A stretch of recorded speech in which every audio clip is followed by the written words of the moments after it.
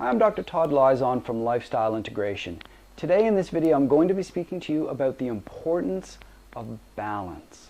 Not balance like being able to catch yourself and make sure that you're not falling, but the balance of your nutrients and your anti-nutrients. So stay tuned to find out more about what I mean by how balance is critical to your health and how to detect it and how to go about correcting it.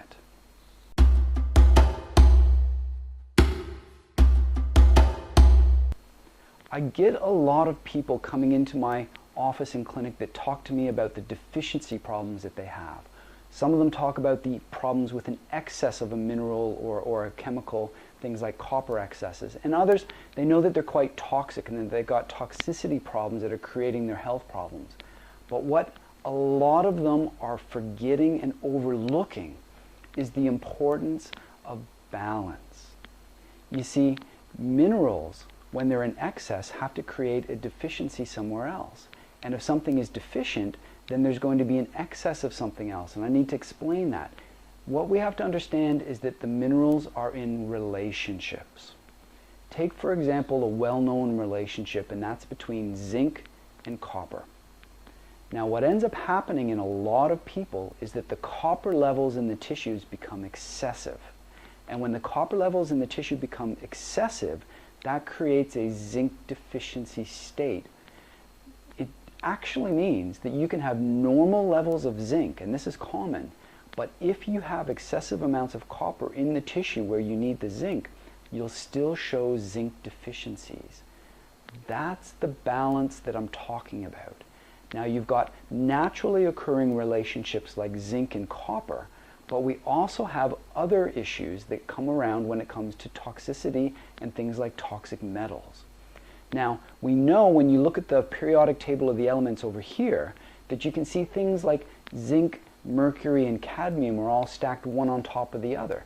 And what that means is, for simple explanations, is that they're essentially like cousins, that they have some family hereditary and some sort of linked in usages.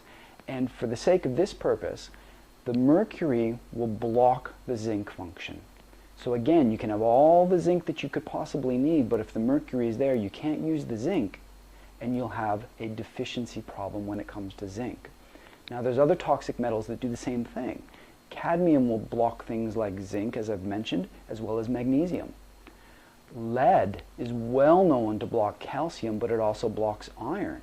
So on your blood tests, if you're showing a normal ferritin level, that can be irrelevant.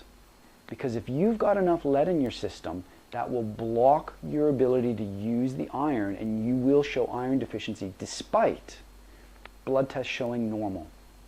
Now, the next point I want to share is all about how do we test for these things. So I'll give you a quick analogy. If you broke your leg, would you want to get a blood test or an x-ray? And it sounds so ridiculously simple, and it is. You would want to get an x-ray. But it doesn't mean that a blood test is a useless or irrelevant test. It just means that for that particular problem, it's not the right test. Now, when it comes to understanding all of these problems that we're talking about with balance in the body and having the right nutrients and the right ratios and balance, it's important to get the right tests. You see, things like toxic metals, they don't linger in the body very long. Your bloodstream will clear that out very quickly. A hair mineral analysis will pick that up because it's averaging the amounts that you see over time. But a blood test, you won't notice the toxic metals unless it's a very heavy acute dose. Similarly, if you want to know what's going on in the tissues, you should use a tissue test, not a blood test.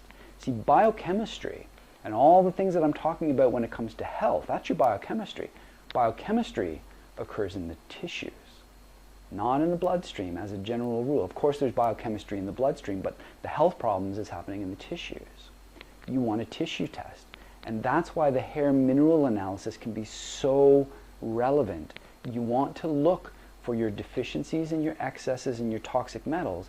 You also need to look for the balance of those things, the imbalances.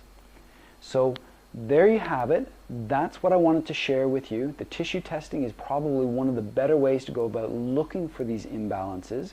And we need to be aware of the naturally occurring balances in the body like zinc and copper, but also the unnatural imbalances that can occur with toxic metals and other chemicals.